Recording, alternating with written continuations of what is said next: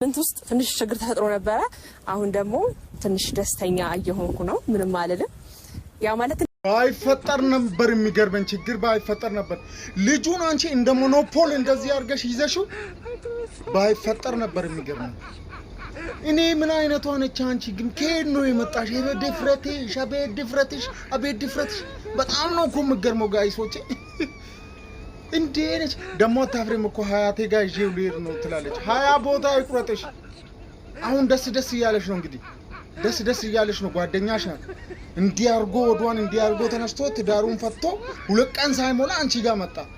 አንቺም ገና እንዲ ስትይ ጉድሽን ታገኛለሽ። በዚህ ሳምንት ችግር ተፈጥሮ ነው አሁን ደስ እያለሽ ነው። ሴት አይደለሽ አንቺ በሰው ትዳር ገብተሽ ትዳር ትበጠብጣለሽ። ልጁን ደግሞ ምንድነው የትኛው መምሬ ጋር ሄደሽ ነው ልጁን እንደዚህ እንዲከተለሽ ያደርግሽው?